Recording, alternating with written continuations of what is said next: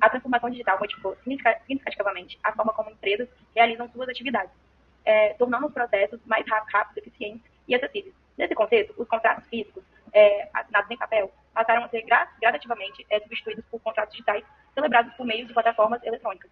No Brasil, os contratos possuem digitais possui validade jurídica e desde que atende os requisitos legais, como a manifestação da vontade das partes e a capacidade dos contratantes e a utilização de mecanismos que garantem a autenticidade da assinatura. A medida provisória número 2200/2001 instituiu a infraestrutura de chaves públicas brasileiras, responsável por regulamentar o uso de certificados digitais e conferir maior segurança às assinaturas eletrônicas. A legislação brasileira também diferencia 3 modalidades de assinatura eletrônica: a simples, que identifica o signatório de forma básica e avançada, que oferece maior segurança, por estar vinculada exclusivamente ao assinante e permitir a detectação de alterações de documentos, e a qualificada, que utiliza certificado digital emitido pela ICEP Brasil, essa é a modalidade com maior nível de confiabilidade jurídica. Além da validade legal, a digitalização proporciona maior segurança jurídica ao assegurar a integridade dos documentos, dificultando fraudes e alterações após a assinatura. Também oferece benefícios econômicos e ambientais, como a redução do uso de papel, diminuição de custos operacionais, maior agilidade na celebração de contratos e facilidade de armazenamento e acesso aos documentos digitais. Dessa forma, a transição digital representa um importante avanço para a atividade empresarial e para o direito comercial, promovendo eficiência, segurança e sustentabilidade. Bom, agora que já entendemos como a tecnologia, garante a validade jurídica dos contratos digitais, vamos ver isso na prática, Quem são essas empresas, que nascem justamente nesse ambiente ali digital? E quais os desafios, elas enfrentam perante o direito comercial? Essas empresas de tecnologias e startups, como a startup, ela pode ser definida como um modelo de negócio inovador.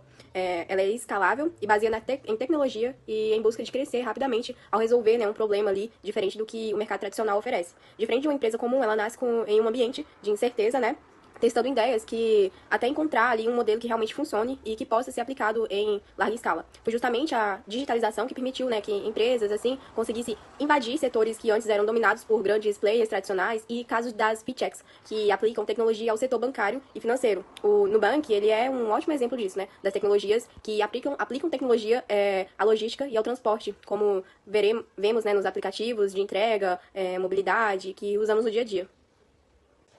Bom, e esse crescimento acelerado, no entanto, é justamente o que gera a tensão do direito, com o direito, que não foi pensado para acompanhar esse tipo de velocidade. Os desafios, regulatórios e o que entra, os desafios ali, o grande conflito, que a tecnologia, com evolução mais rápida, a lei, ela não consegue acompanhar. Enquanto uma startup, ela lança um novo modelo de negócio em questão de meses, uma legislação ela pode levar anos para criar ou ser atualizada. Isso gera uma insegurança jurídica tanto para quem empreende quanto para quem investe ou usa esses serviços. E por isso a necessidade de encontrar o equilíbrio, regular sem sufocar a inovação. E se o direito for rígido demais, ele trava o crescimento ali dessas empresas, mas se for omisso, ele acaba expondo os consumidores e investidores a riscos desnecessários. No Brasil, a gente tem duas iniciativas importantes nesse sentido, que a primeira é o Marco Legal das Startups, a Lei Complementar número 182 de 2021, que ela trouxe pela primeira vez uma definição legal de startup e criou um mecanismo ali para facilitar, o teste de novos modelos de negócios. A segunda são chamados regulatório sandboxes, ambientes controlados criados por órgãos como o CVM e o Banco Central, onde startups, principalmente fintechs, podem testar produtos inovadores sob supervisão, antes mesmo de existir uma regulação definitiva para aquele modelo. Esse cenário ele mostra que o direito ele está tentando se adaptar para acompanhar a inovação. E essa adaptação ela fica ainda mais evidente quando falamos de tecnologias como criptomoedas, smart contracts, e isso vai ser tratado a seguir. Bom, para finalizar a nossa apresentação, eu vou abordar sobre duas inovações tecnológicas que estão se transformando profundamente dentro do direito comercial, as criptomoedas e os contratos inteligentes. As criptomoedas, elas são ativos digitais que utilizam criptografia e tecnologia blockchain para garantir a segurança e a descentralização das transações. Em termos mais simplificados, são moedas digitais que não dependem de bancos centrais ou governos para funcionar. No contexto empresarial, as criptomoedas elas já começam a ser utilizadas de diferentes formas. Algumas empresas as aceitam como um método de pagamento por produtos e serviços. Outras já utilizam esses ativos como forma de investimento e até mesmo como instrumentos para a captação de recursos por modelos como as ofertas iniciais de moedas, conhecidas como ICO. Apesar das oportunidades, existem alguns desafios importantes. A principal dificuldade está ali na ausência de uma regulação global unificada, o que gera insegurança jurídica nas transações internacionais. Além disso, a alta volatilidade das criptomoedas pode representar riscos financeiros para as empresas que dependem desse tipo de ativo.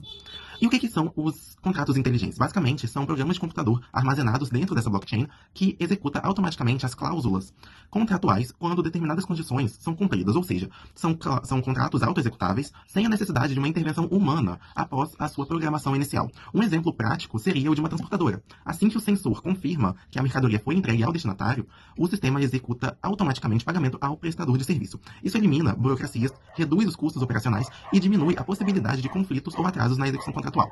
Diante dessas inovações, fica evidente que o direito comercial está diante de uma grande transformação. As criptomoedas e os contratos inteligentes representam avanços que trazem eficiência, agilidade e novas possibilidades para a relação empresarial. No entanto, também exigem uma adaptação constante do ordenamento jurídico para que possa equilibrar a inovação tecnológica com a segurança jurídica.